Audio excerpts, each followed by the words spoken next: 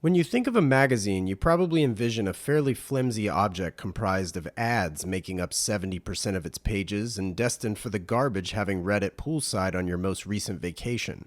Pete Stout's magazine isn't one of these. Triple Zero, the Porsche-centric publication Pete co-founded, is far more of a book, and one more likely to perpetually live on your coffee table for months at a time, that is, until the next issue arrives. Between the quality of materials used, incredible writing, and unparalleled photography, this car magazine is truly second to none among its competition. Though biased based on my penchant for Porsche, I can assure you, if you're also a fan and not already reading Triple Zero, you're missing out.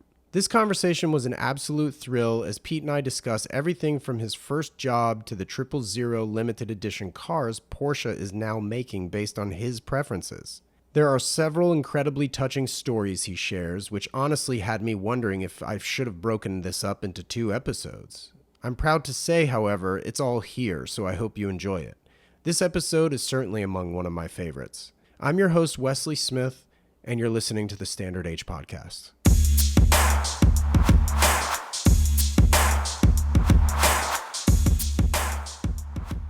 How are you? I'm well. How's it going? I really appreciate you taking the time. Oh, it's great to join you on this, and a long time no see. I think the last time was in Chicago. Yeah, for sure. Well, I tell you, I understand you to be a mid-century modern fan, and I'm looking at, I don't know, what may or may not be your living room. Yeah, this is some people would call it a formal living room, but is there any such thing in a mid-century house? I don't know. Yeah, that's a fair enough statement. So tell me, who was the architect? This is done by Henry Hester out of San Diego. We got to know his work. There's 21 of these homes in this part of Marin, which is very close to what I think is probably the prettiest of all the Eichler developments up in Lucas Valley. Okay. There's part of it that's very loose HOA and part of it that's very strict HOA. Sure. And the loose HOA kind of got Home Depot'd. A lot of the places got Home Depot'd. But the strict HOA is really interesting because there's no power poles, no street lights, and nothing but Marin County hills and mountains behind them. So wow, it's just sort of a shockingly pure development for Eichler. And then where we are was sold by Eichler Homes to American Housing Guild, which was a major developer. Okay. AHG bought this plan from Henry Hester to satisfy those clients who kind of liked Eichlers. So right. People ask us all the time, it's like, is that an Eichler? And we're like, no, it's a Feichler. It's a faux Eichler. Well, it's funny because my in-laws live in an Eichler.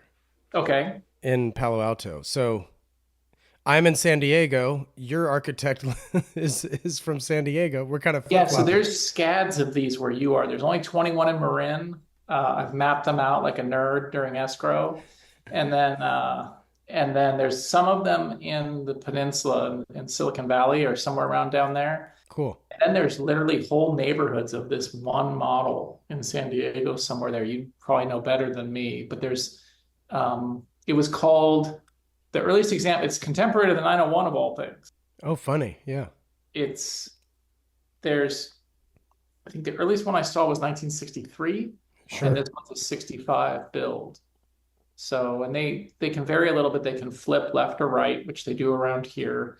And then there's some differences with some of the heights of windows in this room. Right. Some difference with side lights and things, but not much. Mm-hmm. How long have you been in this home? We bought this in 2018. Oh, cool. And nice. moved in the day before Rensport reunion, which was a little hectic since we moved there. Yeah, I'd say so. Yeah. But Mrs. Stout handled it like a boss, and we've been here since. That's great. Well, to get to know you a little further, Pete, and again, thanks for taking the time. Thanks for having me on. I don't know if you recall, but I hit you up, I think through LinkedIn the first time several years ago, and then I'm not on LinkedIn very much. I don't know if you are or not, but off and on. Yes. Many moons can go by, and then sometimes I'm on there regularly. Right. So we've been very familiar with one another. Of course, I've been an active participant, a la I've attended many a Lufka cult, and I've got a few of your magazines behind me, and all the rest of that. So I'm a fan through and through. But in order to sort of get to know you, I'm kind of curious. Like, what do you have any rituals or anything when you get up in the morning? Yeah, these days, very much so. It's feed the dog and the cat and have a cup of coffee with my better half. Love it. That usually stretches to 2 cups of coffee, but that is an absolute ritual in this season. That's great. So the dog and the cat get along, I take it. Yeah, the dog showed up when the cat was just a couple of maybe 3 or 4 months old, so they Mhm. were basically the same size. And of course, the cat set the tone, Of and they've course. been buds ever since. So you must have a fairly docile dog. We do. We got the runt of a very cool litter, and he's an amazing dude named Cool. Goose, and his brother was Maverick, another golden retriever. Okay. Maverick got big and Goose stayed small, and we thought we'd rename him, but it just kind of stuck. And he's chill. He may wander in here at some point. Okay. Fair enough. Yeah, that's great. And Um, always around for the cuddle. well, it's funny because I'd heard you in another interview, and I believe you gifted that cat to your wife, right? And they didn't really get along at first. Yeah, that was the first rescue. So Okay. we've had three. We've been married now 22 years. Oh wow. Three rescues, and the first one was my father. My father's wedding gift to my mother was a black cat named Morcha, a Dutch name, and it was a pretty mean and kind of not great cat. And so I thought, well, we'll get a. We live in downtown San Francisco, and so as much as I kind of viewed myself as a dog person, having grown up with a Golden and Brittany Spaniel mix, also with the black cat, Yeah. and the Ninka was a great dog.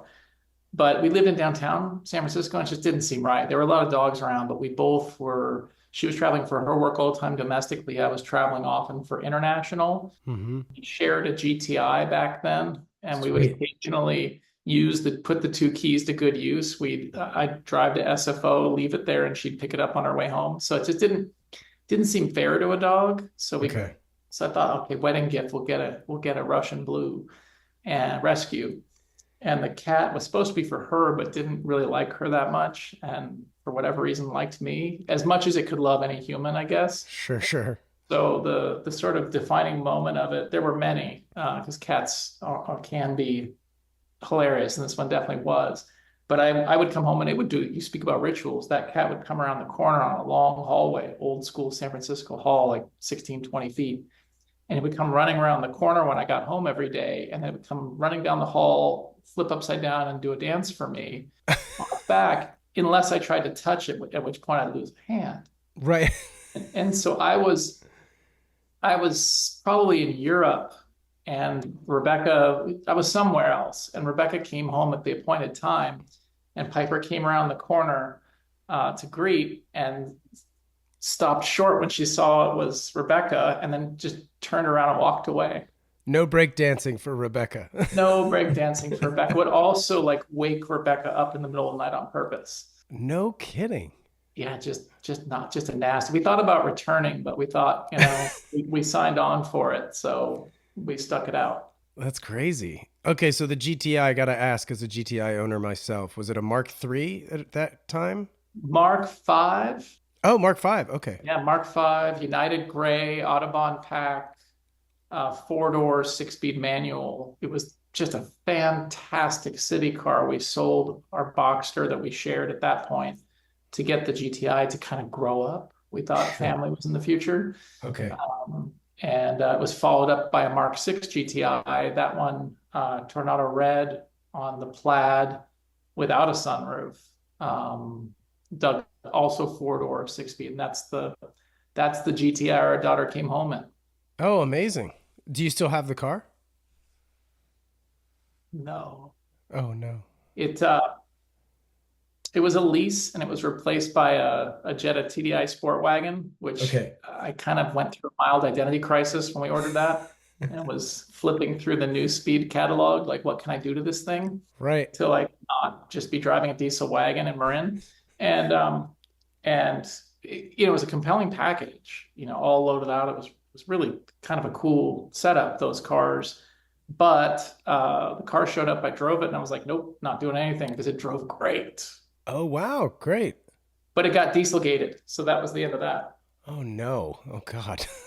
So Well, I'm on my fourth Volkswagen, my third GTI. No, second GTI. I drive a Mark 7 now, 2017, and I've done some work to it, lowered it, wheels, tires, European LED tail lights, exhaust, chipped it APR stage 1. oh yeah, But it's one of those things where like my buddy Raymond calls it OEM plus, where it like looks like it could be from factory. that's my Um, favorite setup. and it's yeah, I'll email you pics. Yeah, I love my car. I absolutely love it. It's been paid off. I drive it. There's 130,000 miles on it. I also drive it, and Nice, nice. yeah, it's great. Um, what was the first concert you ever went to? Oh, good question. It was a double header. It was Bad Company and Leonard Skinner at the Shoreline. No way! Wow, that's amazing. I was working at Costco. One of my coworkers got tickets, and so I was like, "Yeah, I'll go." So that was my first concert, big concert. That's solid. And as a guy from North Carolina, Skinner was very popular when I was growing up. Oh, here too. I mean, people think they know the Bay Area, and it's like most people don't know Creedence Clearwater Revival is from my hometown. Right, Not the only thing notable from my hometown, but they're from El Cerrito, even though they sound like they're from the South. right. Well, and of course the Dead's from Palo Alto, which is crazy. Metallica is up here. I mean, Green Day. oh my Yep. God. Green Yeah, Day was yeah. coming up while I was in high school. Amazing. They were playing on Gilman in Berkeley, a little club. I mean, they were, yeah, one of my friends in high school, his sister dated one of the band members, and Oh, yeah, no it's way. all Bay Area has a wild history with music for sure. That's great. What I love about Billy Joe is apparently, he's all in black and tatted up, and apparently he's a golfer and he like belongs to a country club. And I just can't picture that, like him sitting in a dining room at a country club. You know what I mean? I mean, that's super Bay Area as well. I mean, we all love different things from where we're from, Yeah, acknowledging that there's issues wherever we're at too. But one of the things I love about this place is you never know. Like you just can't judge the books by their covers from around here. totally, totally. Well, okay, so I believe your mom was an artist. What was her medium? So her medium was floral. She was into flower Oh, design. And a lot of people say, "Oh, so she was a florist." And it's like, no, no, no, no. So she was she was educated in Holland, where she grew up, oh yeah, tulips. kind of Iowa of Europe. Pretty conservative. Friesland is partially Dutch, partially German, Okay, and has its own language. And like for instance, her mom never spoke Dutch. Met her many times, or several times, I guess I should say. She was a long ways away when I was growing up. My right. mom moved to San Francisco in the 60s because she knew that with a very conservative family, she wasn't going to get to do what she had studied to do. So I she see. she arrived in San Francisco in the 60s and started out at a flower stand on Union Square. Back at a time when the ladies were required to wear gloves if they were north of Market. And she went on to be very active in the museum world, in corporate floral stuff. She did a book that's findable on the art of flower design. She got involved with a project to create a national peace garden, which never went through. As I was going through her stuff, I found some of the old plants. So she was really involved in floral design. Wow, that's fascinating. Well, I know also just from obviously hearing you speak before is that I believe you've had a 914 since you were 15 years old. That's Yeah, it was my brother's before it was mine. It was really without that car, I don't know if we'd be talking. I don't know if I would have gone on to do anything with Porsche. It's hard to know, of course. sure. My brother wanted a Triumph Stag, the V8, Yeah. uh, and my dad shut that down. One was offered to him for free, but my dad, having grown up around Volkswagen stuff, so like your GTI, I do want to hear about your other two GTIs. I grew up around VWs. And so my dad had a 64 bus he drove for 30 years Oh, cool. as his everyday car and was the only not hippie bus in Berkeley, El Cerrito area, probably. He just Wow. liked it as an engineer. And then he bought a 64 Karmann Ghia convertible in Germany when he was in the service. And so that was my Sure. mom's daily. Um, I'm now trying to think of how we got here. You asked me about something. Your brother's 914, I guess. Oh yeah, so my brother liked the Stag, but that was out, and my brother also was looking at MGBs, early and late, and those were out as well. My dad didn't trust him as an engineer, so he steered my brother into a 1973 914, which I only learned. We bought this house to move my parents in with us, Oh, and I spent a lot of time in this room actually with my dad talking about all sorts of things. But one of the surprises was all that time I had thought the 914 had been found in a little town called Hercules, mm. which isn't so far from El Cerrito, but in fact, he found it here in Novato, which is just one town north of us. And so it was a Marin car, uh, and my brother drove it in high school and then left for college and had it there one semester, and somebody kicked in a door, kicked in a tail light. The car was vandalized down in Pomona, California. Oh, He brought it back, got into motorcycles, and never looked back. okay. The deal with my parents was I could drive it. It was titled in my dad's name. I could drive it if I could afford to fix it, I could afford to insure it, and I could afford to pay for gas. And so I worked nights and weekends to do that and started wrenching on it myself with used parts from Easy. Wow. And that's kind of, I've had the car ever since. And this was Costco paychecks paying for this? First Toys R Us, then Costco. Costco paid considerably better than Toys R Us. Toys R Us. Oh my goodness. Oh man. What did you do there at Toys R Stock Us? shelves, whatever they Okay. needed me to do. Kind of like now, it's not so different. Right. It's like the team points at things, and aisle four needs a sweep, so go over there. So, it's kind of um that's great. I want to talk about Panorama for a bit. okay. So Betty Jo Turner was there for 43 years before you. Uh but yet you had autonomy being there yourself. So what provoked the departure? I really want to pay tribute to what Betty Jo Turner and Leonard Turner did for Porsche Club of America and for Panorama. Sure. I got a firsthand view into. I went and I got to know Leonard for probably about a decade on press trips when I was at a magazine called Excellence, Wow. and I've really liked Leonard Turner a great deal.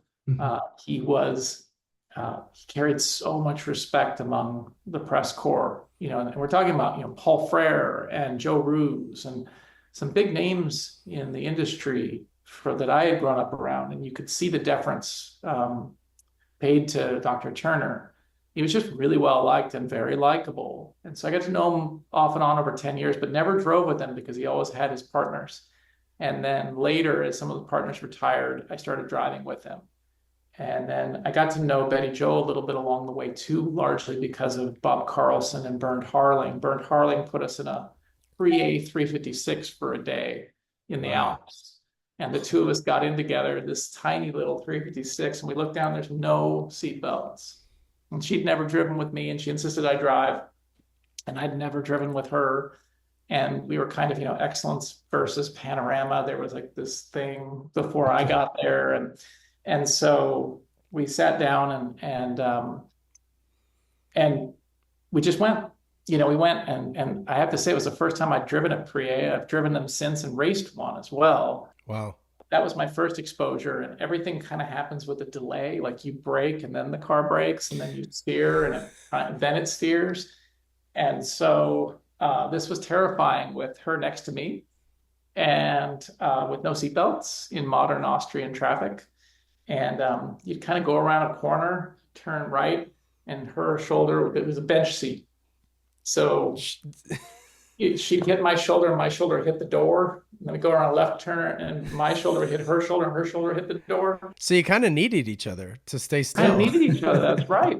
And the funniest thing happened. Two funny things happened. The first was I got a real lesson in how the human mind, how our brains adapt.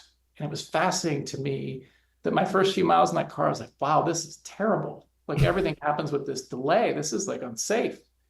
And then after, I don't know how many minutes, 20, 90, I'm not sure. We were in the car together for a couple hours. The human brain just takes up for that. And Right. suddenly the car was doing exactly what I was asking it to do. And we had this great drive. And so the second amazing thing that happened was I'm pretty sure both of us were just there was a familiarity suddenly after having known of each other, having said hello at an event or two, having been thrust into this car together by Bernd Harling, Right. who was following us with Leonard as we went through the Alps. It was really a special drive. And Wow. so when I took the job with Panorama, my first request was to go to Georgia, where they live, just outside of Atlanta and proper, and to learn from them. And I had been doing excellence for 15 years by then, but this was her baby. Hmm. Really, I had known of and still know of no other editor. There must be one. Maybe there's one. But an EIC, an editor in chief that's been at one book for 43 years, is extremely unusual. Yeah. And I got a firsthand sense of what she'd had to work with. And there's funny stories around that, including the Mart, which she hand typed every issue. She retyped every classified ad each issue. And the computer that ran this was on like these huge, I don't know if it was on the huge floppy disks, but it was a dot matrix screen, black with the green, and Yeah. said, do you want this? And I don't know if it'll make the trip. She said, I don't know how we'll get it there. And I said, I don't want that. Like, I don't know what I'm going to do, but I'm not doing that. Right. But at the same time, so there were things that needed to change. They had worked for Panorama for the club within the resources she was given. And I think they did an amazing job within those resources. Sure. When I got there, the leadership was hungry for change. And so more color, I was asked to evaluate a size change, a lot of those things. But for me, it was really important to honor her contribution. And so if you look at those issues of Panorama from January 2013 on, which is the first one, and then I believe it's June 2013 is the redesign, resize. She's listed as the editor emeritus, I believe. I got a Okay. letter saying, "How dare you not say emerita?" I think it was, and I wrote back, actually, we studied that. Now, sitting here in 2024, I'm not sure I remember which way it was. Right. Okay. I think she deserved that. She put in more than 4 decades of faithful service to the club. Hmm. And they moved that publication from a saddle stitch, which is the staples, to a perfect bound piece. And they did it with timeliness and they did it with predictability. And they gained the respect of the Porsche family. So and clearly the press corps as well. So Hmm. it was really and by the way, Leonard did it as a hobby. He was and still is a phenomenal photographer, but he was a medical doctor by trade. So he was doing that as moonlighting Wow. for the club. Yeah. Yeah. I mean, that's a beautiful tribute for sure. Thank you for sharing that. How did you know your time was up, though? A good question. So, when I left Excellence to go to Panorama, that wasn't an easy decision. I'm a creature of habit. Yeah, 15 years. Yeah. And I was there for 15 years. It was a tremendous opportunity. But there was not a future that could be seen there. And I was also concerned about what was happening with the newsstand in 2012. In fact, I'd already been thinking about it for several years. Sure.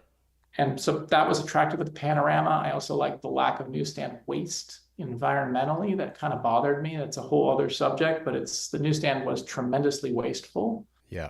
not just in paper, but in fuel to move all that paper. Sure. Something like 66%, if you're doing well, gets thrown away or recycled, which is a lot of paper.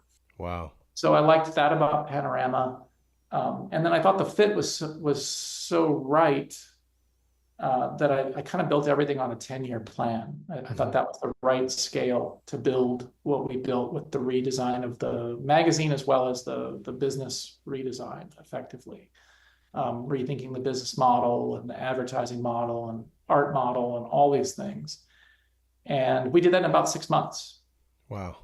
One advisor I spoke to said, "Oh, you need to do it this January. First issue in January." I thought, we're not doing that in 30 days or 60 days. We're doing that. We ended up doing it in 6 months. Wow. Um, but at 3.5 years, what I came to realize was I was the right editor, perhaps, to help the club transition from an amazing era with a couple effectively running a national publication to a team of people. The club had grown a lot.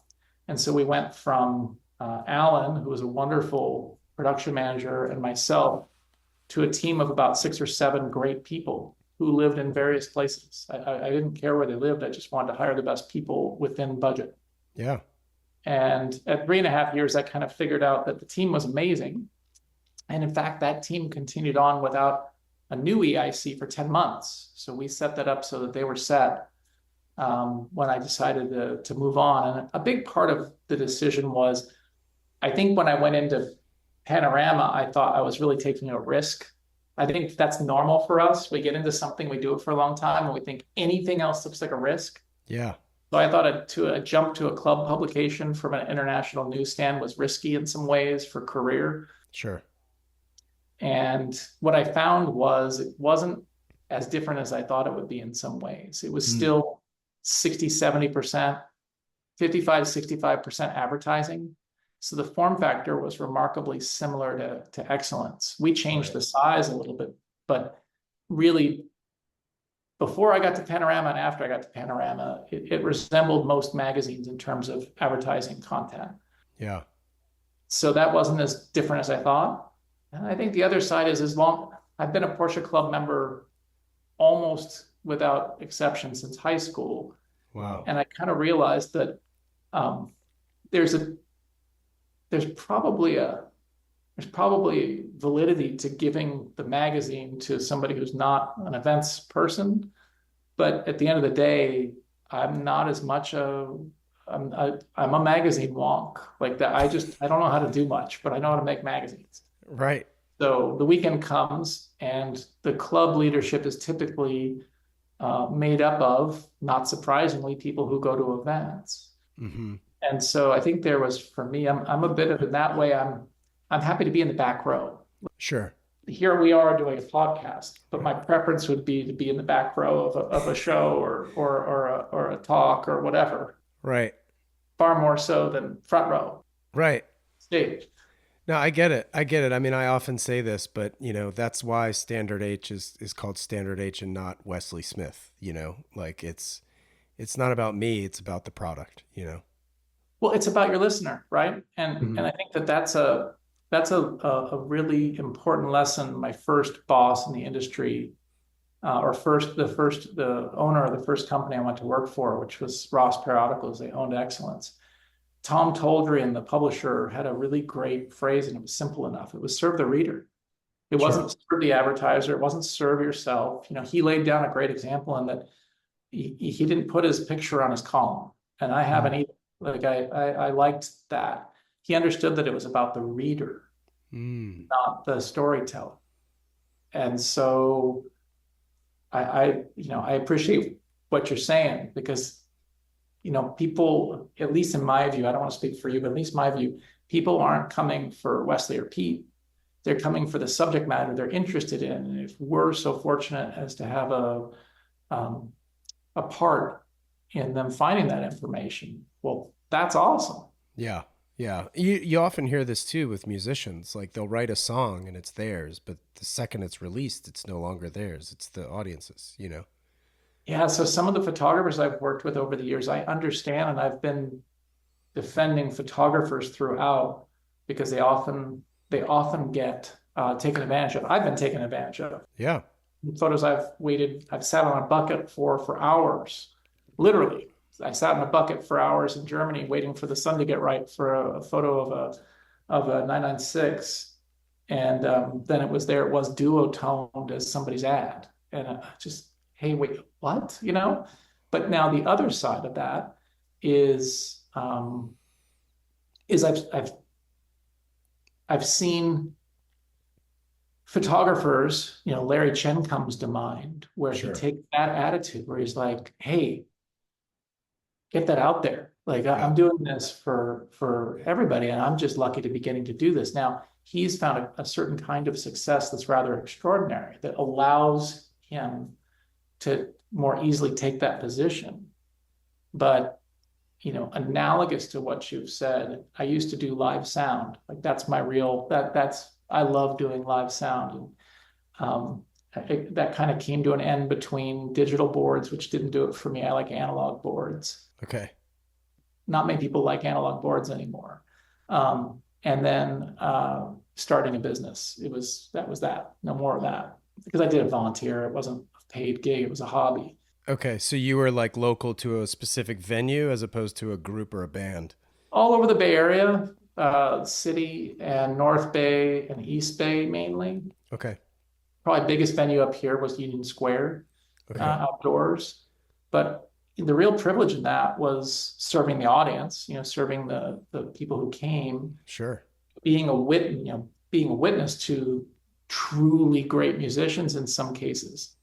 And the ones that impressed me the most of all the musicians, the ones that I just developed a real heart for, were the drummers and the bassists. Well, I'm a drummer, so thank you. Ah, but let's see if you've got the talent. Right, right, sure.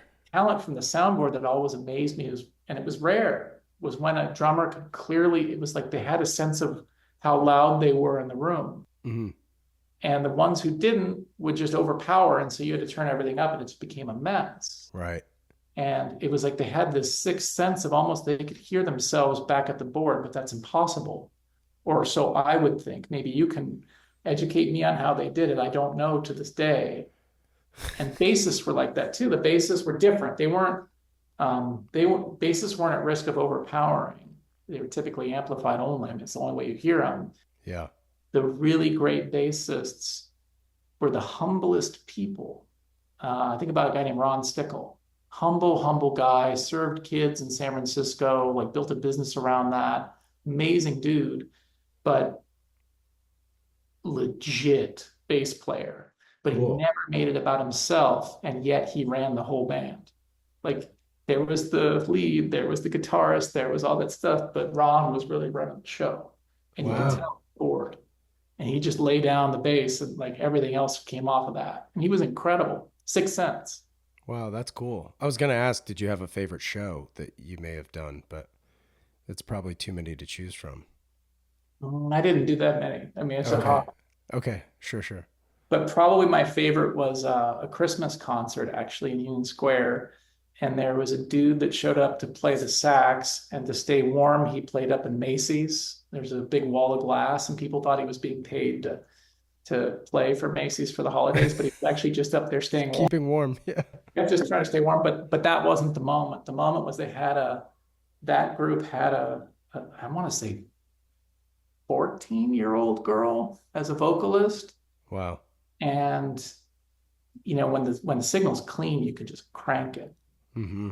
And I ran out a slider, and then I went to trim, which is where things get dangerous. And I'm pretty sure you could hear her in the financial district. And that's a thrill to be part of. It's like its own kind of thrill. Yeah, for sure. Do you remember the camera you shot that 996 on? Yeah, Canon A2E, it burned when this house burned. Oh, no. Yeah. Wait, when did your house burn? Oh, my goodness. 2022. Oh, my gosh. So we could talk about that or not, but like, what was that experience like? I mean, was it like a total loss? Like, did you have to save photos or was it just like a corner of the house? This wall survived. The slab survived. Some beams, some framing. I like the outer framing, like a fair bit. I mean, but it was a gut. We had smoke, asbestos, smoke, wet Oh, smoke, like yeah. so. It was kind of a detour not planned, but Yeah, nobody makes got sense. hurt. Animals didn't get hurt. Right. The dog and cat didn't do what firefighters say they're supposed to. The dogs are dumb and the cats are smart. Cats get out, dogs stay. It was the opposite. We couldn't find the cat, and we finally found him crushed under a couch. I don't know how he crawled in there. Oh my gosh. But in the end, all is well that ends well. We're home as of a few weeks ago, and Oh, wow. So this is a recent move back in. Holy maybe smokes. 6 weeks ago. No kidding. Wow. Who did the work? Local contractor, local designer. We were here every day. Our office is 2 blocks away, so we were here either to get mail or because it was an insurance job. We Right. obviously had to, prove everything and constantly update information, and so it was an intensive project. But Yeah. like we my wife and I like to joke we didn't really like the texture they chose for the walls anyway, so it worked out. I like it. I like it. So was that contractor like, do they restore these homes usually, or they were just No, no, and I okay? think in hindsight that would have been in hindsight you learn things, right? And so the biggest things I can say to people is check your insurance out. Yeah. Make sure that you've got what is it? Now I have to think about it for a minute. You lose it so quickly. You want to make sure you've got enough structure to cover your structure. Had Hmm. this burned to the ground, we would have been probably 600 to 800K short on structure coverage. Ooh. So, and that's very common, at which point they treat it like your total Miata. They hand you a check and you go look for another Miata. But in this case, you lose your address, your neighbors, those relationships, um, but then also critically, a lot of people don't think about it. You would lose your interest rate. And that matters in this time. Oh goodness. Yeah, that's I didn't even think about that. Your insurance policy really it's not just the house, right? So you also want to make sure you've got additional living expense. We were fine there. We had a really good policy. Um, you still have to fight for it. It's still insurance. But I think the other thing is with your personal property, it's really critical. I mean, I feel goofy. We're having like an insurance discussion, but I think it matters for people's having gone through this. You can't believe how much efficiency you build into your life, and then it's gone. Right. It's like, oh, I do this, but I need to buy three things before I can do this simple thing. And you just acquire that over years, that efficiency. Right. But with personal property, the key thing is to have um, a version of the value where it isn't the one where they're giving you enough money to go find that exact thing on Craigslist. It should be the replacement cost, and then there's a rider on that. The other big advice I'd have for people is we had 4 fire extinguishers, one of which didn't work at game time, even though it said it was green. Our neighbor, who's a firefighter, came over with a fifth. But if we hadn't had 3 fire extinguishers, this place would have gone to the ground. Wow. You know, go out and get three, four, five, eight. If I'd had 8 fire extinguishers, if we'd had four more, five more, we would have never left the house. Like it would have just been a little electrical fire. We would have bought enough time to figure out what to do. But as it was, we fought until we didn't have extinguishers and got out. And that bought just enough time to save the structure when the firefighters got here. Wow. Yeah, I have several in my house, but that just makes me want to double the ammunition here. Honestly. Well, I hate you went through that, Pete, but thank you for sharing. That's obviously a detour from the conversation I didn't foresee. I didn't, sorry about that, but you did ask about the No, K8. yeah. Yeah, yeah, yeah, yeah. There's a part of me that kind of wish I kept the carcass. It was sort of when the camera was half melted. So um, the upside is the slides made it through. So all those years of slide photos and probably those 996 images, they didn't burn. So that's That's good. great. Yeah, for sure. Well, with 000, and I don't know that I've ever researched this. I probably should have Googled it, but I didn't. Why three zeros with the line under it? Well, it needed a name to begin with. Touche. Uh, no, no, that kind of is the story. I did the business model first. Okay. You asked earlier why did I move on from Panorama? And Mm, there were personal reasons and journey decisions, but also Bob Ingram had kind of said, "Hey, saw what you did over there at Excellence, saw what you did with Clean Sheet, or saw what you did here at Panorama. I'd like to So you do something with a clean sheet. And he really planted the seed for the idea. Oh, I had no idea. Wow. Yeah. So 000 came out directly out of a conversation with Bob. And previously, I would have had no interest in doing a Porsche book. I'm a car nut.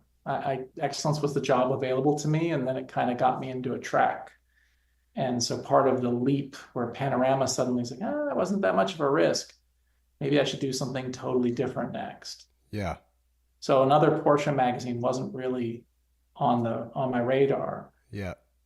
Bob kind of being the Porsche fanatic that he was and the Porsche nut that he was, and just being the human he was, so neat guy to speak with, kind of got me thinking about, well, do you really at this juncture just throw all that muscle memory away? And do you throw all those relationships away? And it doesn't mean you have to throw them away, but, or do you build on what you've learned and what people have invested in? And so, and the contributors that you know, and what is that? Could you add something else to the landscape?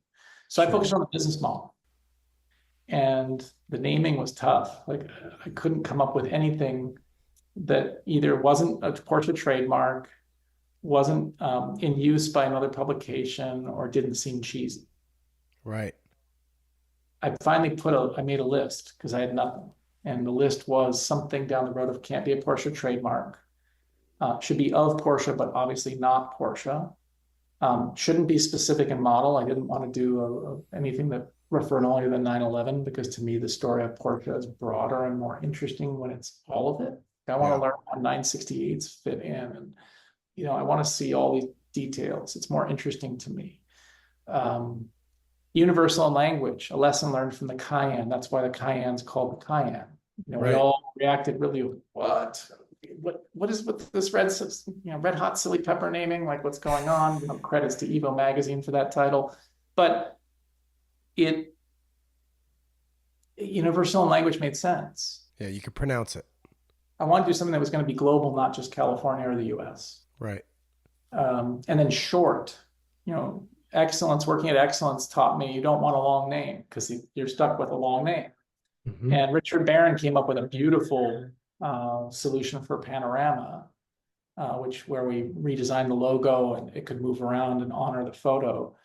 But I wanted something short. And so when I looked at the list, I thought, and it couldn't be Americans trying to sound German. Like I didn't want it or anything like this. So I came up with this goofy list of things, what it could and could not be, it should and could not be. And I had nothing. It was even worse. So I just put that aside and kept working on the business model. And then I had a 918 Spider as a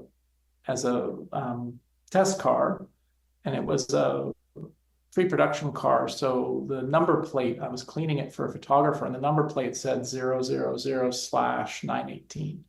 Right. That car is still at Porsche Cars North America. It's known as Sloan, is that car's nickname. It's liquid metal silver, which is like a dark gray or medium gray with matching gray wheels, at least for that photo shoot. And as soon as I saw the 3 zeros, I said, that's the name of the magazine. So cool. And then, of course, you start to think about it some more and test the idea. And what I came to realize is we car nuts, we speak in a code. Mm-hmm. It's not restricted to just Porsche. Porsche's is 3 digits, typically. Yeah. Almost always 3 digits. But if you go up to the bar and somebody says, oh, what do you have? And you're like, I've got a 911. Everyone who really is into 911 is annoyed because it's like, hey, thanks for that. Like, so you basically said you have a car. Right. So what you would typically say is, I've got a 993, and everyone's like, oh, now they know the basic envelope. And well, what do you have? They know where to go. And with 50 years of 911, that was just an inevitability.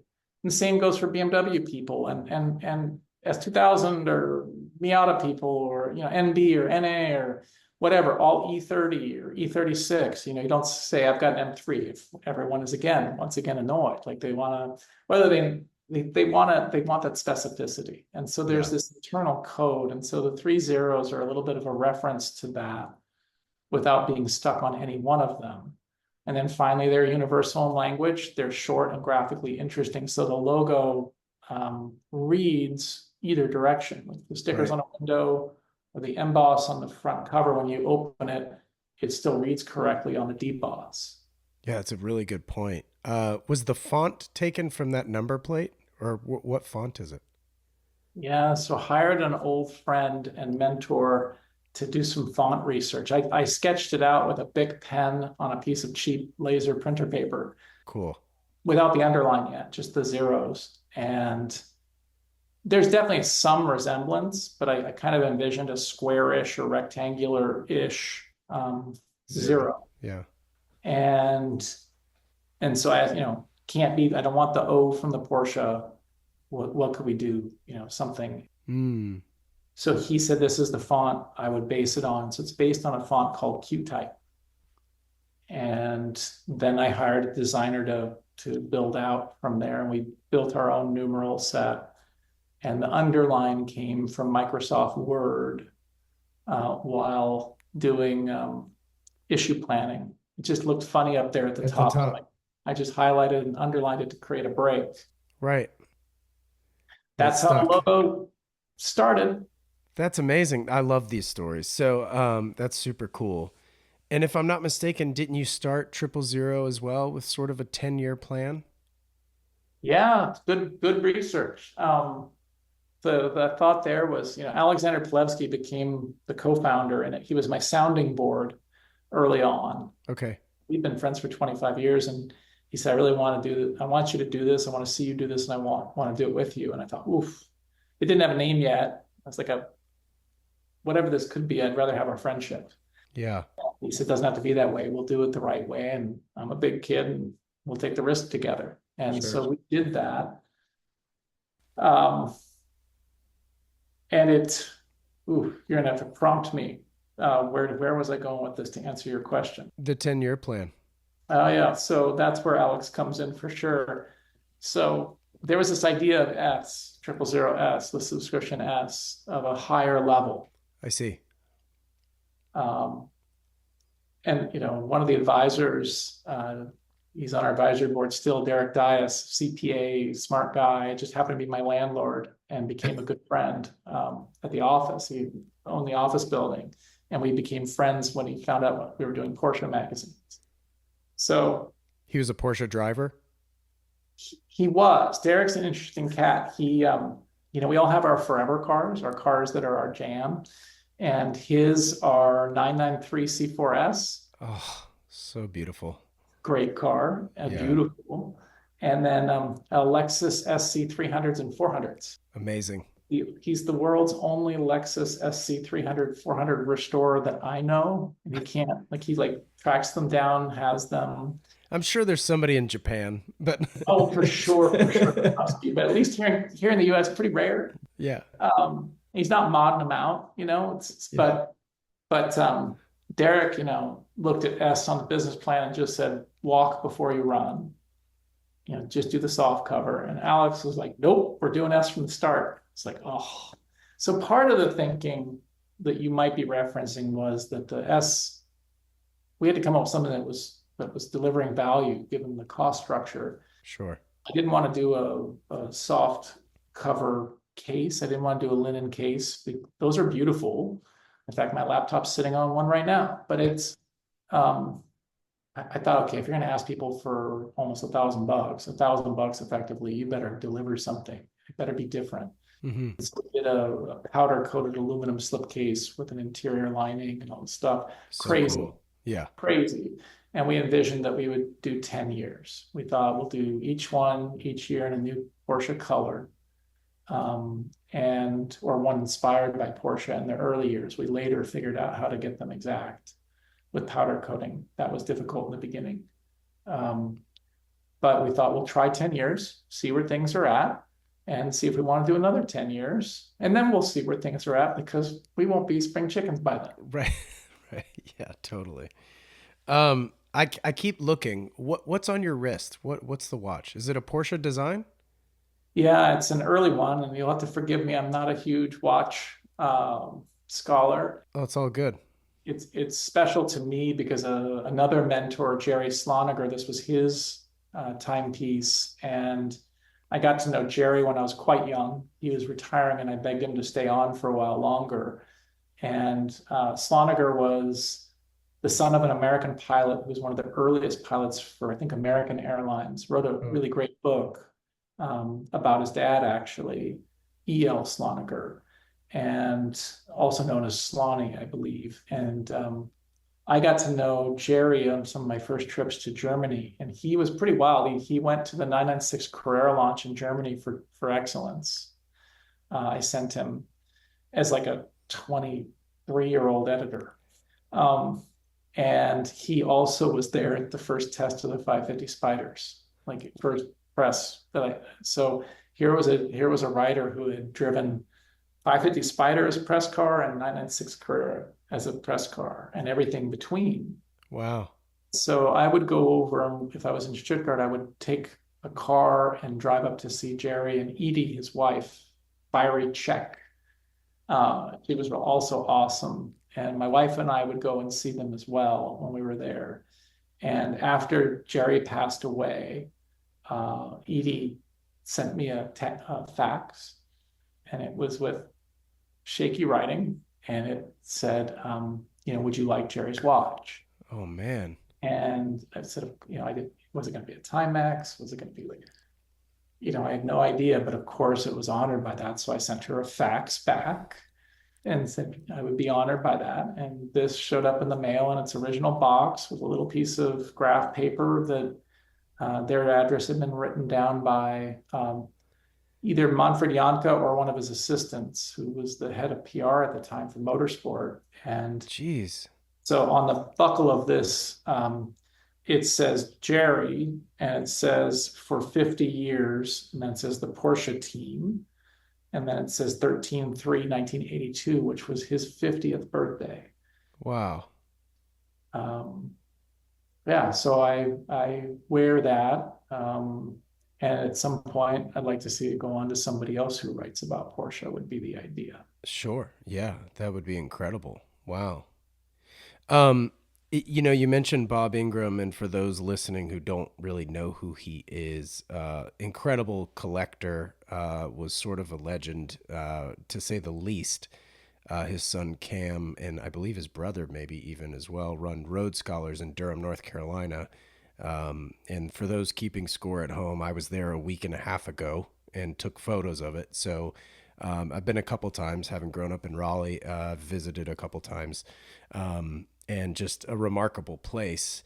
What else did kind of Bob mean to you, and like what was that relationship like when you got 000 off the ground? Well, Bob really struck me. I kept running into Bob at various Porsche events, and he Sure. kept he kept giving me his business card and Yeah, I know who you are. clear blue eyes. Yeah, know who you are. But it was, I thought, well, maybe he's just Southern gentleman, like very, gracious, and of course he was. And but with those clear blue eyes, one time at the Porsche Cars North America, there was an event at Porsche Cars North America. I think it was on the occasion of it was either the grand opening of the RM auction that was held there. Okay. And as I was shaking hands, nice to see you. Here was a card again, but also he didn't let go. And he said, he said something, I'll maybe for a different time, but he said something that caught me off guard. And so that led me to call a mutual friend and say, what do you think that meant? He said, I think it means you should call him. So I called Bob, and he said, I think I should listen. I said, no, I think I should listen. And so we argued over who should listen for a while, and I won. And he spoke, and this was the whole thing of, saw what you did here, Yeah, saw what you did there. I see. I'd like to see what you can do with a clean sheet, and I'll fund it. And that changed. He had much larger responsibilities than passion projects. There were tens of thousands of people, I think, who depended all part on his leadership. Sure. Um, the business model was pretty well and fully baked when he had to attend to things that were much more important. But Yeah. meanwhile, I had the hunger to get going, and it didn't look like it was going to go. And Alex was the one who actually I cried on the shoulder of. It's like, this doesn't look like it's going to happen. And that's when Alex said, "Hey, call me this afternoon. I think I can find the funds." And I Wow. thought he was going to recommend somebody, but he surprised me with he wanted to do it with me. Oh man, that's amazing. Bob, for me, I had several phone calls with Bob after, and he was always so gracious and always so supportive. And I was fortunate to have a number of meals with Bob. And one of the last phone calls, I think the last phone call I had with Bob was really special. I was showing somebody a little bit of San Francisco, and I broke away at Coit Tower and had a call with him. And it was not an easy call, but it was a good call. Yeah. So what I will remember is he touched lives. Like there's no doubt he certainly touched mine. And you Sure. saw when you would have a dinner with the Ingram experience, which was there's kind of three elements to that whole thing. There's the Ingram collection, which was really Bob and Jeannie's collection, the family collection of cars, which you have probably seen, Hmm. and many of us have seen with cars on loan to all sorts of great events. And then there's Road Scholars, which is a restoration shop and car sales with Cam. And then there's Ingram Experience, which is putting people into race cars and street cars as well to some extent, which is Rory. So those two sons are still very much involved in the Porsche world. Sure. Yeah, that's amazing. That's great. Um, how do you decide on what to cover in each magazine? That's a great question. Uh, Because there's so much material, and your articles are not short. And, there's, I mean, how far out are you booked, for example? Like, as far as your calendar of scheduling and, planning? so our managing editor, Amanda Krecklau, has a spreadsheet that is far more organized than anything I would have ever come up with. Okay. I'm a little more fly by night on that scale. So she's probably got content mapped out for well organized for 4 to 6 issues. Wow. And then I would say that there's enough ideas to your point about the subject matter. There's enough ideas for years. And so I think the guiding principles, it's kind of almost a what don't you cover is the harder question. Yeah. So it's a winnowing, and I would say it's a mixture of serve the reader. Like, what do we think the reader is going to be interested in? And that's a tricky question, right? Yeah. Then um, it's a mixture of what story is ready to be told, and that can be for a variety of reasons.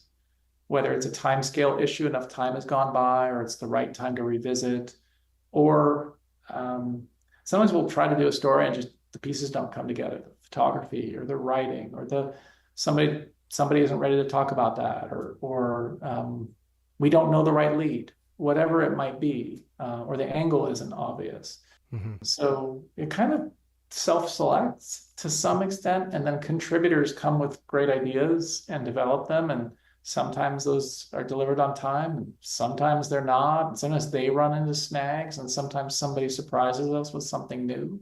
Cool. So, but I feel fortunate that the team is growing. So the core editorial team started out with really Alex, myself, and Amanda. Amanda came on a few issues in, and a couple issues in, and then Justin Page, the original designer, and it's now grown to 7 or so of us that are Cool. on a weekly meeting. We're much more organized now than we were in 2016. Doesn't mean it's easy, but Right. the team grew basically doubled in the last 12 months. And so we're building for the future now. We're building to Cool. find a little more predictability, a little more ability for people to take a vacation, things, kind of the normal things art projects usually skip. Yeah. Yeah. Yeah. How did you go about pricing? Like, how did you determine what these things would cost? And what were the markers? Well, the first was Alex and I truly wanted to do something that was different. We wanted to add something else to the landscape. Magazines, as we grew up reading car magazines. Alex and I, we didn't know each other when we were kids, but we met while working at a car magazine out of college. Mm-hmm. And, we both loved getting car and driver, meant that hours of enjoyment were ahead. Mm-hmm. By 2016, when we launched this thing, car magazines were already on the ropes. And not so long after we launched this thing, the publisher Motor Trend, I think they canceled 19 of 21 or 22 titles in a single day in print. So one of the markers for us was, how do you keep making magazines? Because it's what we know how to do and what we love and we think it matters. Yeah. But obviously for a smaller amount of people. And then also that, so there's kind of, what are the pressure points? And the pressure points for traditional magazines are twofold. It's the newsstand was dying and rapidly. We saw the beginnings of that. Most saw it around '07 with the financial change, but I started to feel the heat in 2009 at Excellence. We saw that. First, Borders and Barnes and Noble took a lot of business away from all the small bookstores, Mm-hmm. and then Borders disappeared after killing Right. off a lot of small newsstands. Sure. So there's that problem. The newsstand was going downhill, and then additionally, print advertising was going downhill. Panorama, we saw a 62% increase in print ad revenue in 3 years. That was great to see the business case follow the art, but I wasn't going to count on that. Alex and I wanted to look at it from a standpoint of, how do we do it without the ads if we have to? And so we said, okay, it's not going to be on the newsstand, so you're not going to find new readers that way. Mm-hmm. You want the waste, which is nice. Yeah. So it's a direct to consumer. It's going to be mailed to them. We don't want to build a business that relies on the ads. So that means there's only one other person who can pay for that, and that's the customer. Right. We started to look at what would it cost, and we built business models at 100, 150, 200, 250, and I think 300 or something more. And it made no sense at 100. 150 was the whole thing was already a wild, it was moonshot. Right. Every way I got around it, 250 was the right price point for the soft cover. And that was, of course, scary as all get out, coming from a magazine that cost $46 or $29 or something like this. Sure. But we did like mini focus groups. And like one guy we asked, who wasn't really it was actually through a friend of Derek's, so kind of a Porsche person, but not really a nut. Mm-hmm. Initially he was like, that's crazy. And then he kind of said, well, he said, I pay more than that for one front tire on my 997. I said, okay. And then I think also the other marker was like, what do we pay for a night out for two? Oh, sure. Like, you started this with a concert. Yeah. Or one of your first question concert. By the time you bought 2 show tickets and maybe dinner, and that's one night. Yeah. So what could this look like if we deliver something that people enjoy for hours at home, and it's a keeper? Totally. And it's not filled with more than half of it being ads that don't date well. I mean, some ads are fun to go back to, but by and large, most aren't. Yeah, you go to a Laker game and it's like, for a family of 4, it's $1,000, Right. And so Alex and I kind of looked at that and said, okay, maybe it's got a shot. And, it's still scary. The night before we launched, I burned it till pretty late hours and then slept through the launch, actually. And Deb Pollock handled the launch, and the first cover went across Times Square, and I slept through all that. And but I remember that, like, the Cold Fear came in the night before, because you have a Cold Fear early when you start something, and then if you believe in it, you just go, you have to. But night before launch, the Cold Fear came in. Well, sorry, I can't skip over this. You had an ad in Times Square on day one? Well, Deb Pollock can pull off amazing things, and I still don't know exactly how she did it, but she got the magazine to go across Times Square. I probably have video of that somewhere. Oh my gosh, that's amazing. Well, okay, so 2016 was sort of the launch. So, I mean, no brainiac needs to do a lot of arithmetic to understand that we're approaching 10 soon.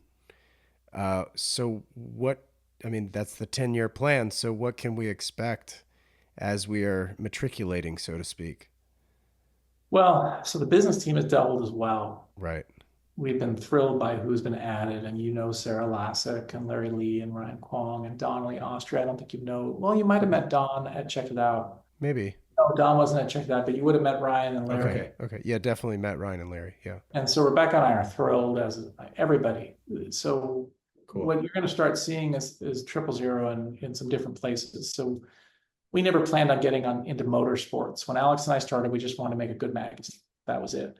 Yeah. Of course, we underestimated. We did the classic founder's mistake of no marketing budget. Really, we thought, oh, the product will be so good, it'll sell itself. Of course, it's like we knew that, and yet we did it anyway. Right.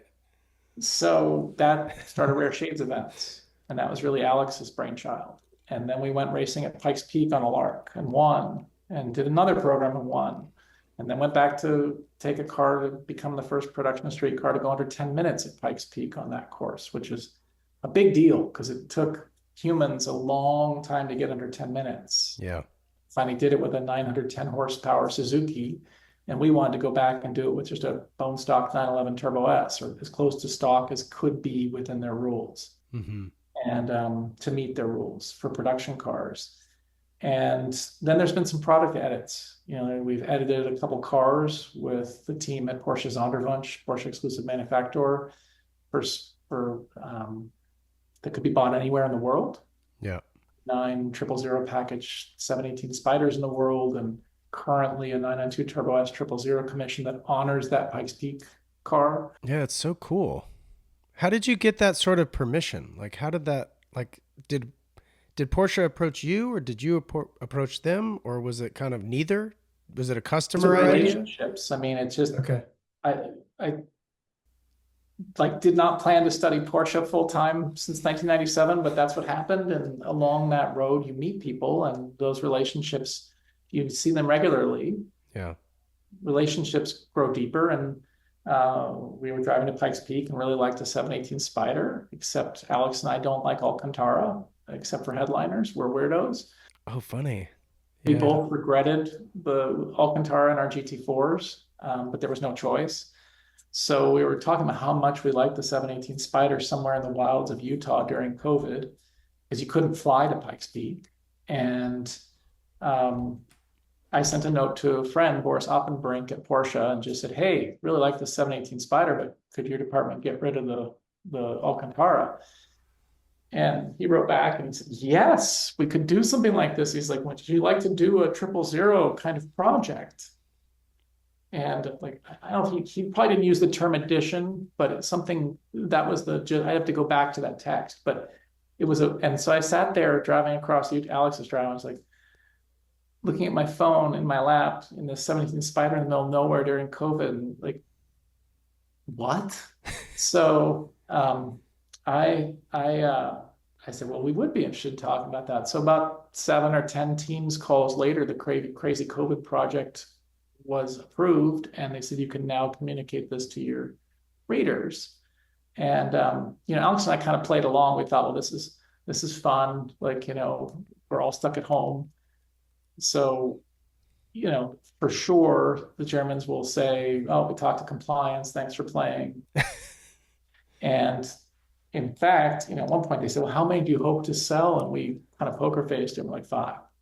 And then after the call, Alex and I said to each other, 2, like maybe 2 people will like what we like. And they sold 9 718 Spiders with that package. And the package cost about 50% over MSRP because of work required by hand. And those cars have held their value in the used market. The first one on Bring a Trailer sold for $200K, which really kind of shocked us. But it was nice to see that those who took the risk on that kind of upgrade didn't get hurt. Yep. And the cars it's neat. So it was really kind of I think if you'd set out to do it, it would have never happened. It's kind of one of those things. Organic. So, I think to answer your question of what to expect in the future, I don't know, because we plan on getting into events, into racing, into edits of cars, but there's some edits of other products that we've been working on where we're interested. It's fascinating to Alex and to me to apply the idea of edit to something beyond the printed page. Yeah. There's all sorts of editors out there and editing that we don't know very much about, like video and audio and who knows what. But in the fashion world, there are also edits. And that's really what those cars were. We didn't have any expertise. The expertise in making it was Porsche exclusive manufacturer and that incredible team. And they were awesome to work with, and we learned so much. People on Renless like, oh, that's not special, it's not interesting, it's not, that's easy, it's just a bunch of options. And Alex and I learned just how hard what they do is. And then if you want to make it repeatable for other customers, which had never been done in quite that way. So it was a Right. groundbreaking project. And so they made that possible. So there's been some other things since then, and you'll be seeing some more of that. And then this October, Turbo 50 is the first time we'll do what we consider a tier one 000 event. Sure. It's Summit Skywalker Ranch, which is a totally extraordinary venue. We were there for Rare Shades 5 and thought we would not go back. So we Hmm. don't do Rare Shades, same place twice. But it just made so much sense. It's 7 miles from our headquarters office in Northern California. And it just it just seemed right to celebrate 50 years of the 911 Turbo in a special way, special venue, and Yeah. to welcome the 000 Commission Turbo S. So at least one of those will be there, maybe more. Very cool. Cars are now rolling off the production side. And you're also into collaborations as well. And I know you've got one with a sunglass company. So do you want to mention that and kind of Yeah, tell that origin story? we're doing a eyewear collaboration with Barton Pereira, and that came to us through Chief Brand Officer Sarah Lassick, who at the time was a friend of the magazine. I got to know Sarah through a friend of Alex's, who said, you two need to know each other. Yeah. And I spent a day in LA visiting some various companies with her, and one of them was Barton Pereira. And Patty Pereira is just amazing. She's a real California success story.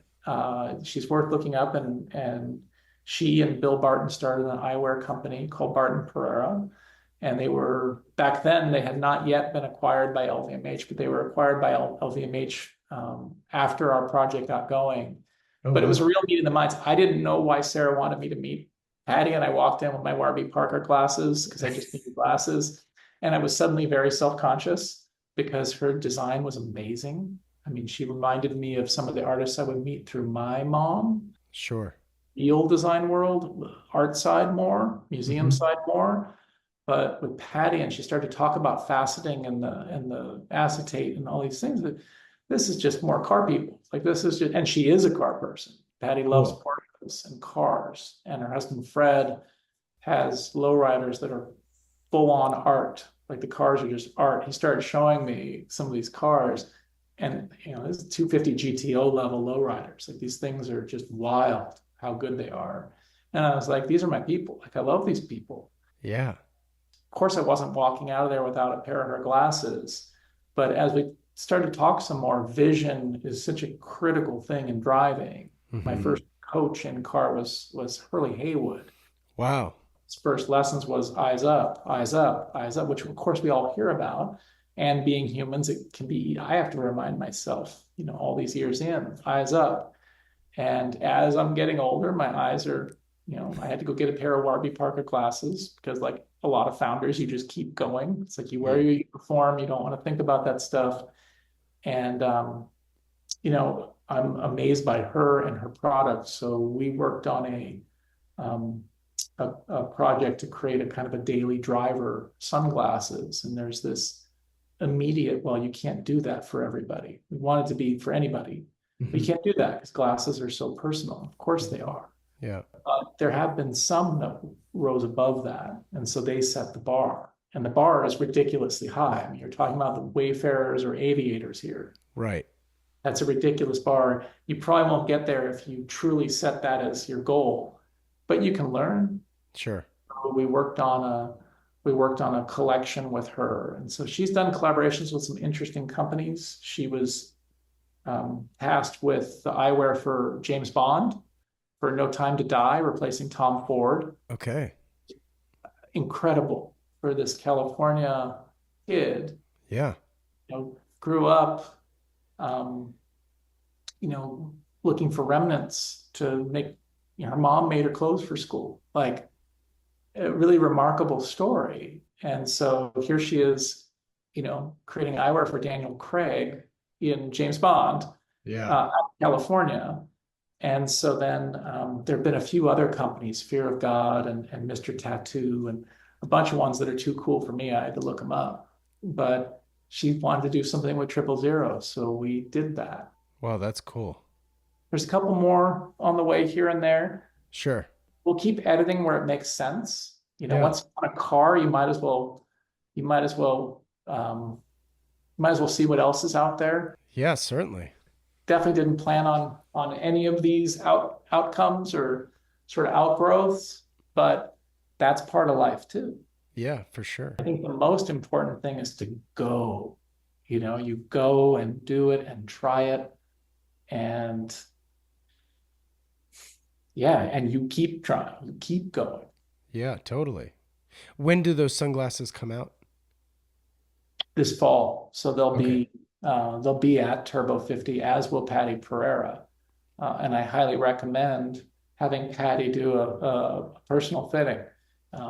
It ended up changing what I wear every day, as well as sunglasses and everything else. It's Who knew? It's just like everything else. When you really get into the masters of something, it's just so much more. Well, yeah, you'll have to introduce me. I'm a sunglasses fanatic and have kind of collected them over the years and have spanned the width of it's spanned many years collecting all kinds of brands and various price points. I might add as well.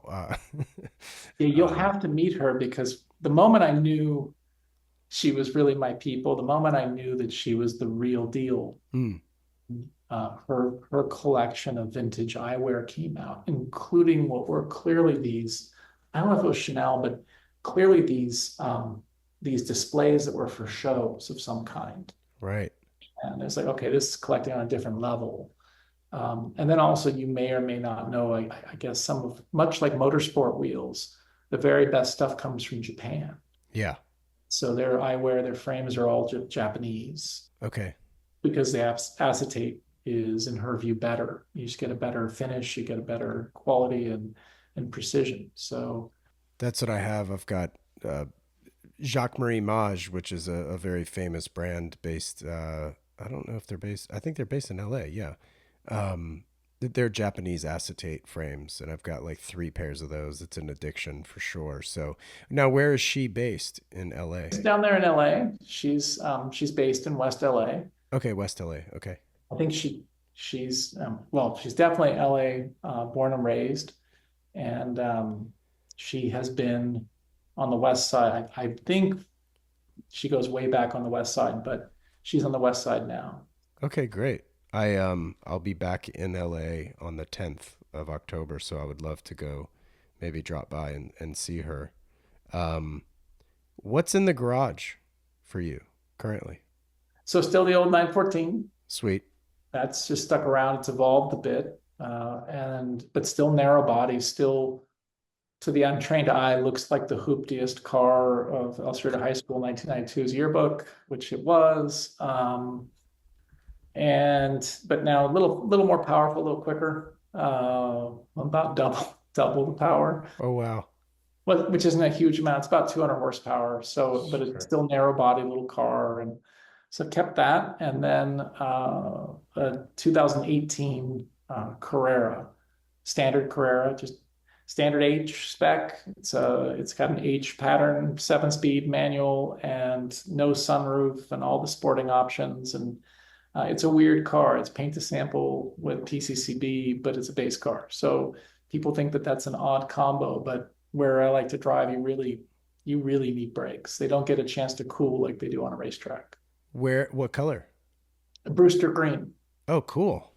so Amazing. very dark green, Yeah. Tan interior? black, Okay. all function. You didn't do like a houndstooth plaid or anything on the inside. No, okay. Nope. In fact, I've ordered two of them. I had a GT4 and then replaced it with a Carrera 2 and then another Carrera 2, and both of them were dark green. But the first one was oak on espresso. Oh, And what I cool. learned was another confirmation that I'm a weirdo. I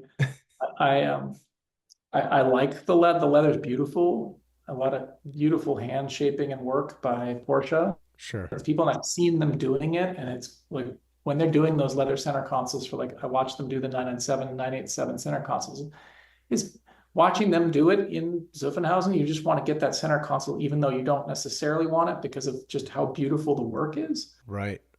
What I learned with the green on espresso car was is at the end of the day, at least on a 991, I'm a vinyl interior guy. It's like I like the connection to a 3.2 Carrera that the standard dash had, with pretty high grain vinyl. Yeah. And as the cars have become more and more comfortable, I kind of liked that. Like I grew up Berkeley Hills, El Cerrito Hills, and everybody had a van again or a Volvo 240 DL, not Yeah. GL. Something a little grittier. It's a little grittier, and the 991 is quite a sophisticated car. Yeah. So it kind of I like this tether back to a little hint of Carrera 3.2. Cool. So the second one was a different green with a black vinyl interior. So it's the base interior. Amazing. And leather seats, of course. Like you can't get away from that unless you go full leather. That's awesome. So Well, Pete, should I ask you though? Should I turn the tables a minute? yeah, please ask me whatever you want. Yeah. We gotta circle back. So um, this is your third GTI. What were the previous two? Sorry, it's my fourth Volkswagen, my second GTI. So I had a 1.8 turbo Jetta in 2002. Um, then Mark I IV? Mark IV, and then I got a 2005. I think it was, yeah, 2002, and then 2000. I think five and a half or four and a half. I can't remember. It was the GLI, which is Yep. the six-speed Yep. Recaro seats. That's what I moved from North Carolina to Los Angeles in 2007. Great car. Kind of wish I still had it because they're sort of collectible now, as I understand. I really don't know. What color was it? It was the, oh gosh, what was the name of that gray? I can't remember. I think, It probably wasn't United. Was it like titanium or something? no, it was, if you said it, I would know it. And I'm drawing a blank. I'm even drawing the blank on my current color. But then I got a Mark 6 GTI. It's funny. I went Tiptronic, 6-speed, DSG, 6-speed. So That and so what drove you back to six speed? my brand being a manually transmission for my logo, I felt like a fraud with a DSG, and I like the Mark 7 anyway, and there was like a good deal, and so I got a good trade in value on my Mark 6 and yada yada yada. But the Mark 7 I think is perfect. I mean, unless you're getting like a Mark 1, you know what I mean? Right. Like, um, but for a modern day car, the Mark 7 is the best. It's the best interior. It's got the plaid. It's I grew up around those early air cooled VWs, but also we had an A1 Rabbit, and my mom had for her business. She had an A1 pickup for her business, Yeah. Caddy as they call it. Both slow with the diesel and no turbo diesel, just diesel. Right. You know, I dream about grabbing an A1, an early one with the round headlights and doing the full Euro Yeah. GTI, or at least golf treatment, Euro bumpers, simple wheels, right ride height, the details. But I remember getting that Mark V GTI and I was like, oh, GTI's grown up and so have I. And there's something cool about the modern cars like a Mark 7 or a 991 where, the cars had to grow up. And would you really want to drive a 3.2 every day in this era? Would you really want to drive an A1? I met somebody recently who drives an A1 daily and uses it all the time. And I was like, well, he's kind of calling me out there. Right. Right. It's the GTIs are hard to beat as a package, and it's so cool that it's still going Yeah. as a story. Totally. I mean, in 2017, or I guess it was December of 16 when I bought my car. I mean, for $29,000, you can't beat this car. Like the utility, you can't beat the performance. And I say this all the time, you can beat the performance, but to beat the performance, you're going to spend double. Right. You know what I mean? Like you're talking M3, S4, things of that nature where you're like, and these are just, and you can park this thing anywhere, it's great. But we loved our GTIs. Yeah. There's a 997 on Bring a Trailer as of yesterday. I've never owned a Porsche. I sold Oh, we have to fix Audis. that.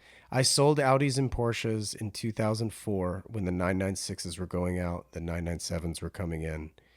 The 997 is a very special car. I've had a very, very, very specific spec in mind, and I've been looking for 13 months, and the exact spec hit Bring a Trailer yesterday. Well, we better postpone the publishing of this Oh, yeah, we have to. Yeah, yeah. since we can, since you hold those keys. What is it? Okay, so it is white over tan. So it's kind of an old man country club spec, which I admit. Ah, But it's also like I want something timeless. And for whatever, a white car photographs really well, which I fancy myself a photographer and like I love taking photos. Um, on top of that,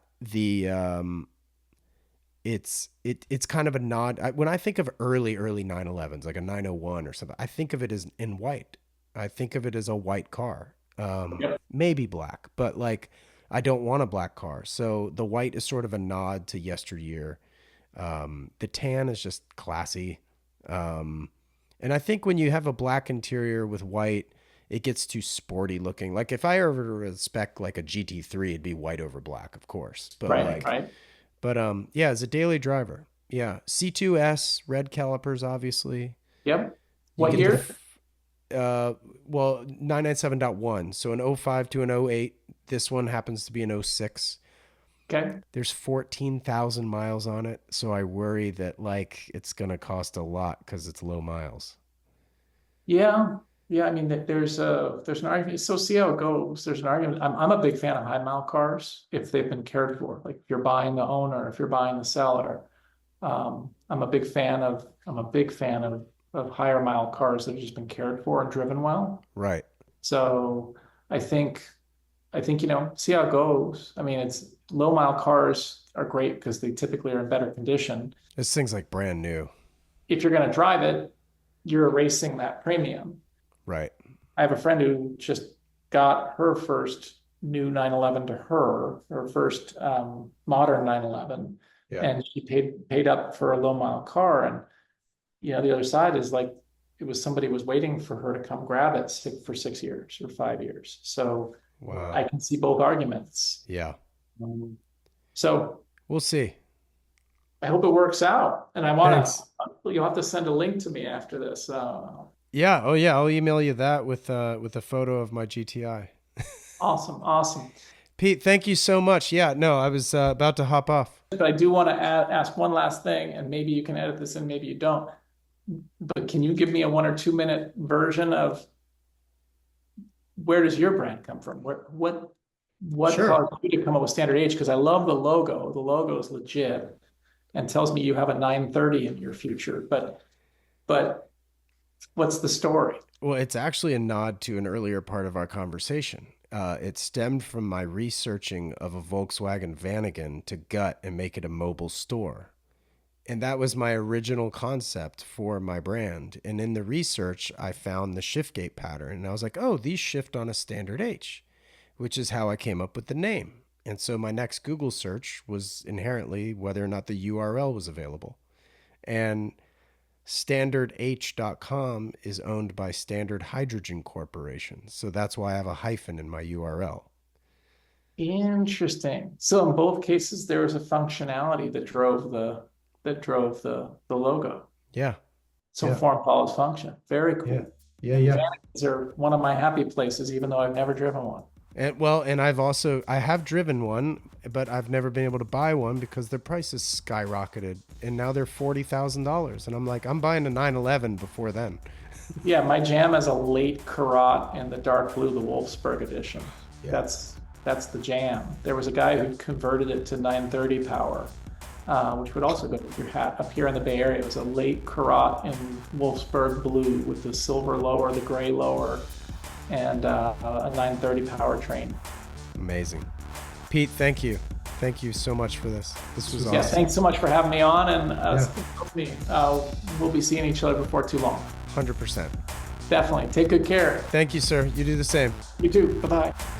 This wraps up this episode of the Standard H podcast. If you like what you heard, I'd love it if you'd share it with a friend or two. And if you have a moment, please rate and review the show as it helps others discover these episodes. It absolutely helps far more than you realize. Shout out to Jensen Reed and Super Beautiful for the theme track. Thank you so much for listening, and I'll catch you in the next one. Take care.